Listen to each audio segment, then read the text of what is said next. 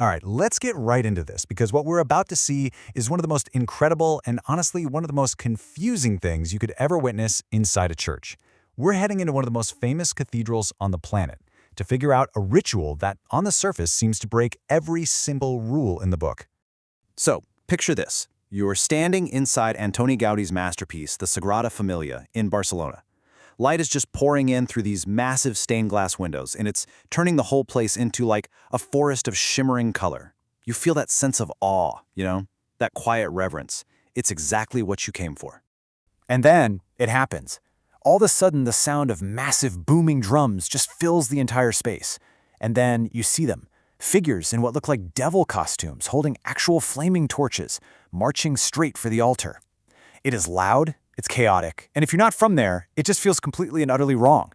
So, what on earth is going on? Look, if your first reaction is to be a little shocked, that is totally understandable. This isn't just some quirky local custom, it actually pokes at a really deep tension within Christian worship itself. So let's break down exactly why this scene feels so scandalous to so many people. At the heart of it all is this really fundamental idea, the boundary between the sacred and the profane. Sacred spaces, like a church, are meant to be set apart from the ordinary, messy, noisy world outside, the profane. And what could possibly be more profane than devils, drums, and fire? So, critics, both inside the church and out, they have some pretty specific issues with this. First, they'd say it's a huge distraction from what's supposed to be the central moment of the Mass, the Eucharist. It totally shatters that sacred silence. And for some, it feels like the sanctity of the altar itself, the Holy of Holies, is being violated. The focus shifts from God to a show. And this really gets to the core of the tension. On one hand, you've got the official rule book, the general instruction of the Roman Missal, which is designed to create a universal, reverent experience everywhere. But on the other hand, the Church also allows for what it calls legitimate adaptations, where local bishops can weave their own cultural traditions into the liturgy. This is where those two ideas crash right into each other. But what if what we're seeing isn't a violation at all? What if, for the people who've practiced this for centuries, it's actually one of the most powerful ways to express their faith? Let's try to flip our entire perspective on this. This slide just frames the whole issue perfectly. A visitor sees a scandal, desecration, but a local sees submission and celebration. So how can the exact same event be interpreted in two completely opposite ways? Well, it all comes down to a couple of key theological concepts. The first one is a theology called Christus Victor, which literally means Christ the Victor.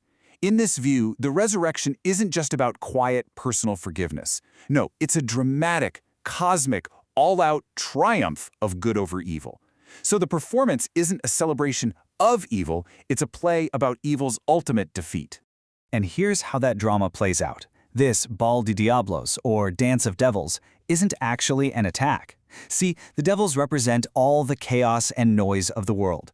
They approach the altar, this center of supreme power, and then they stop. Their fire and their noise are symbolically tamed, showing that nothing, not even the most chaotic parts of our world, is beyond the reach of God. The second big idea is an official church process called enculturation. It's a bit of a fancy word, but the idea is simple. The church intentionally takes local cultural customs and brings them into worship. Why? To make the faith feel real, authentic, and truly at home in that specific place. In Catalonia, fire and drums are the language of celebration, so they become a language of worship too. And the timing here is so important. It happens during the offertory. That's the part of the Mass where the community brings the work of human hands up to the altar.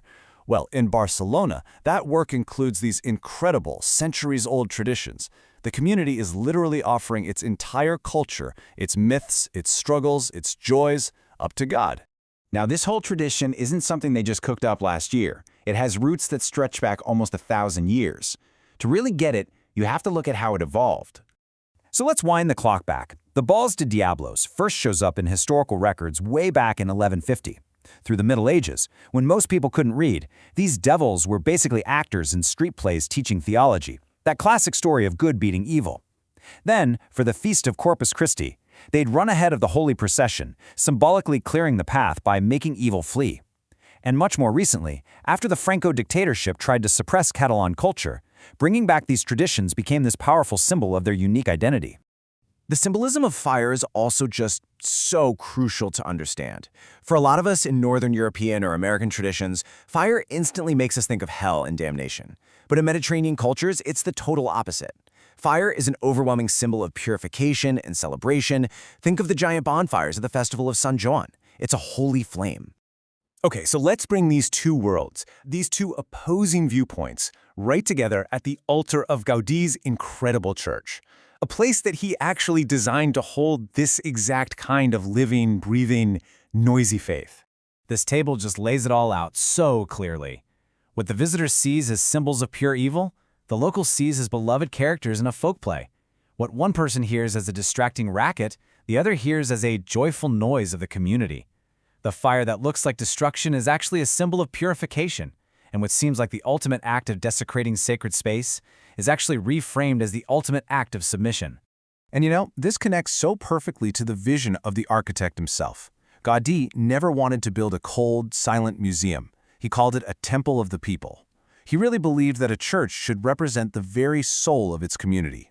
And for the Catalan people, that soul is fiery, it's noisy, and it's full of drama. These traditions are, in a way, the living stones of his building. So, we're left with a really big question that this whole experience forces us to ask. When we bring our raw, messy, vibrant human culture right up to the foot of the altar, does it get in the way of the divine? Or could it actually be the most honest and powerful way to lead us right to it? Now that is something we're thinking about.